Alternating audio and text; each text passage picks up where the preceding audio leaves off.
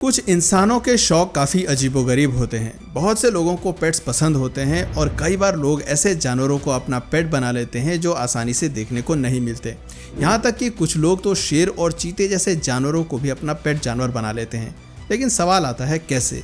क्या ये जानवर डेंजरस नहीं होते?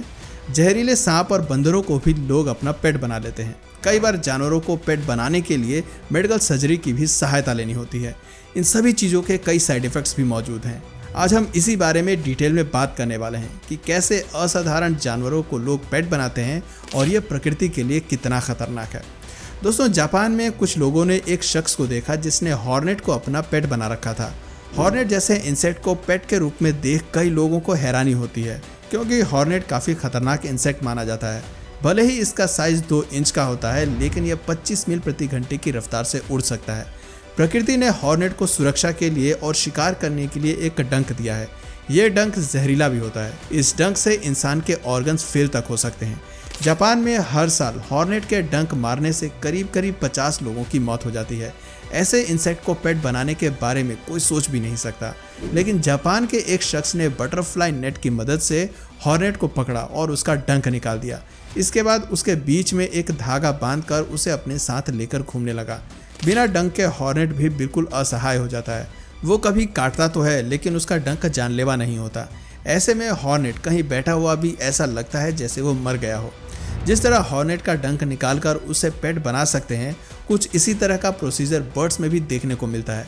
पक्षियों को पालने वाले लोग उनके पंखों का कुछ पार्ट काट देते हैं। इससे पक्षी उड़ने के काबिल नहीं रह जाता या फिर बहुत कम ऊंचाई तक उड़ पाते हैं। पंख काटने से वो पहले की तरह पंख फैलाकर खुले आसमान में नहीं उड़ सकते।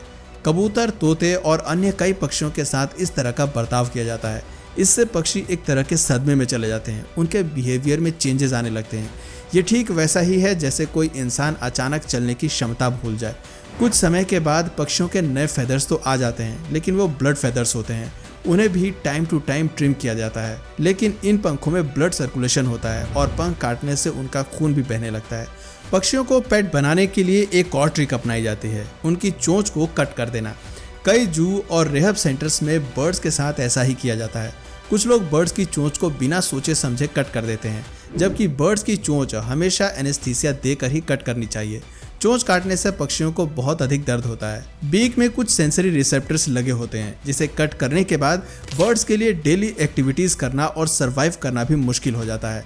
परंतु पोल्ट्री इंडस्ट्री में बीक कट करना काफ़ी कॉमन हो गया है। कई बार तो पैदा होते ही चूज़ों की चोंच कट कर दी जाती है, जिससे वो अन्य पक्षियों को ज़्यादा हार्म न कर सकें। हालांकि कई देशों में चोंच कट करना गैर कानूनी भी है। बंदरों की कुछ प्रजातियों को भी लोग पेट्स की तरह इस्तेमाल करते हैं। चिड़ियाघरों में आपने चिंपैंजी और गोरिल्ला तो देखे ही होंगे, लेकिन स्लो लॉरिस प्राइमेट्स की एक ऐसी प्रजाति है जो जहरीली होती है। भारत के नॉर्थ ईस्टर्न स्टेट्स के अलावा चाइना, कोरिया और थाईलैंड जैसे देशों में ये बंदर पाए जाते हैं। स्लो लॉरिस का जहर इसके मुंह में नहीं बल्कि हाथों में कोनी के पास होता है। जब भी इन्हें खतरा महसूस होता है तो ये अपने हाथ ऊपर उठाते हैं, वहाँ से जहर को चाटते हैं और उसे अपने दांतों पर लगा लेते हैं। इससे स्लो लॉरिस के दांत जहरीले हो जाते हैं और इसका वार काफ़ी घातक हो जाता है। स्लो लॉरिस की डिमांड दुनिया भर में बढ़ रही है, क्योंकि दिखने में ये काफ़ी क्यूट लगते हैं। टूरिज्म इंडस्ट्री में भी स्लो लॉरिस का यूज़ किया जा रहा है। सैलानी इन बंदरों के साथ फ़ोटो क्लिक करवाते हैं, लेकिन इसके लिए ज़रूरी है स्लो लॉरिस को नॉन टॉक्सिक बनाना। आजकल स्लो लॉरिस के दांत निकाल दिए जाते हैं। ये काफ़ी पेनफुल होता है और इसमें बंदर का काफ़ी खून भी बह जाता है। इस प्रोसेस के बाद बंदर फिर कभी वाइल्ड लाइफ में सर्वाइव करने के लायक नहीं रह जाता। उसे बस एक पेट के तौर पर ही रखा जा सकता है। दांत निकालने की ये प्रक्रिया कैपुचिन बंदरों में भी देखी जाती है। कई बार ये बंदर अपने ही ओनर को काट लेते हैं। इन बंदरों के काटने से रेबीज और हेपेटाइटिस बी जैसी बीमारियां हो जाती हैं, इसलिए इन बंदरों के भी दांत निकाल दिए जाते हैं। अब बात करते हैं जंगल के राजा शेर की। कंबोडिया की अथॉरिटी ने कुछ साल पहले एक शेर को रेस्क्यू किया था। एक टिकटॉक वीडियो के वायरल होने के बाद वन्य अधिकारियों ने एक्शन लिया और चाइना के रेजिडेंशियल एरिया से शेर को बरामद किया। जब गौर से शेर को देखा गया तो पता चला कि शेर के सभी दांत हटा दिए गए हैं, जिससे कि वो ज़्यादा घातक ना रहे, और रही सही कसर पंजे हटाकर पूरी कर दी गई थी। शेर के पैरों में नुकीले पंजे होते हैं, जिससे वो अपना शिकार करते हैं। उन्हें भी सर्जरी से हटा दिया गया था। अब वो सिर्फ देखने में ही खूंखार था, वास्तव में नहीं। अथॉरिटी के लोग अब उस शेर को वापस जंगल में भी नहीं छोड़ सकते थे, क्योंकि वो अब जंगल में सरवाइव नहीं कर पाता। ना तो वो खुद को बचा पाता और ना ही वो शिकार कर पाता। ऐसे में उसे चिड़ियाघर में पालतू बनाकर रखने का फैसला किया गया, लेकिन बाड़े में अन्य जानवरों की सुरक्षा की गारंटी नहीं ली जा सकती। शेर के दांत और पंजे हटाने से उनके अंदर अर्थराइटिस जैसी बीमारी पैदा हो सकती है। दोस्तों, सांप को पेट बनाकर रखने की प्रक्रिया तो सदियों से चली आ रही है। सपेरे सांप का जहर निकाल देते हैं और फिर उन्हें अपनी धुन पर नचाते हैं। आजकल सांपों की सर्जरी कर उनके वेनोम ग्लैंड्स रिमूव कर दी जाती है और फिर उनका इस्तेमाल पब्लिक शो में किया जाता है। सांप के दांत निकालने से कई बार उनकी मौत भी हो जाती है। सांप के जहर निकालने और इस तरह की सर्जरी पर कई देशों में बैन लगा हुआ है और इसके खिलाफ सख्त कानून का प्रावधान है। ये सभी सर्जरी जानवरों के लिए काफ़ी दर्दनाक होती है और डॉक्टर्स जानवरों को एनेस्थीसिया भी जल्दी नहीं देते हैं। पूरे होशो आवाज़ में ही जानवरों की सर्जरी कर दी जाती है। कुछ देशों में तो लाइसेंस वाले या ट्रेंड डॉक्टर्स ही इस तरह की सर्जरी कर सकते हैं। दोस्तों, मुर्गा सुबह बांग देकर सबको उठाता है, लेकिन कुछ लोगों को इससे भी तकलीफ होती है। पक्षियों की आवाज़ बंद करने के लिए उनकी आवाज़ ही दबा दी जाती है।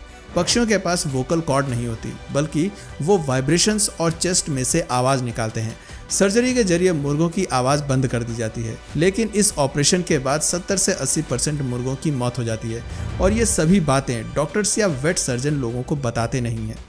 स्कंक एक बदबूदार जानवर होते हैं जिसकी बदबू से हर कोई परेशान हो जाता है। इस जानवर को अगर पेट बनाना होता है तो लोग इसकी सेंट ग्लैंड्स को ही रिमूव कर देते हैं, जबकि ये सेंट ग्लैंड्स ही स्कंक को वाइल्ड लाइफ में प्रोटेक्ट करती हैं। बदबू के कारण अन्य जानवर स्कंक के पास आने से कतराते हैं। ये ग्लैंड्स हटाने के बाद स्कंक जंगल की दुनिया में नहीं रह सकते, क्योंकि इसके पास सेल्फ डिफेंस का और कोई टूल नहीं होता। कोई भी जानवर इन्हें आसानी से अपना शिकार बना लेगा। दोस्तों, कुल मिलाकर इस वीडियो का एक ही कंक्लूजन सामने आता है, हमें किसी भी जीव जंतु के स्वभाव के साथ छेड़खानी नहीं करनी चाहिए, चाहे वो बंदर हो, सांप हो या फिर शेर।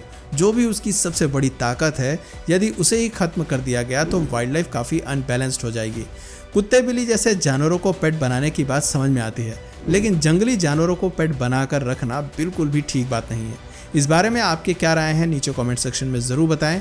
और अगर इस वीडियो से आपको कुछ नया जानने या सीखने को मिला या फिर इंटरेस्टिंग लगा तो प्लीज़ इस वीडियो को एक लाइक करके अपने फ्रेंड्स और फैमिली में से ज़रूर शेयर करें। और यदि आप इस चैनल पर नए हैं तो प्लीज़ इस चैनल को सब्सक्राइब करके बेल नोटिफिकेशन आइकन को ऑन कर लीजिए, ताकि हमारे आने वाले वीडियोज़ आप मिस ना करें। मिलते हैं फिर किसी वीडियो में नए टॉपिक के साथ, तब तक के लिए नमस्कार।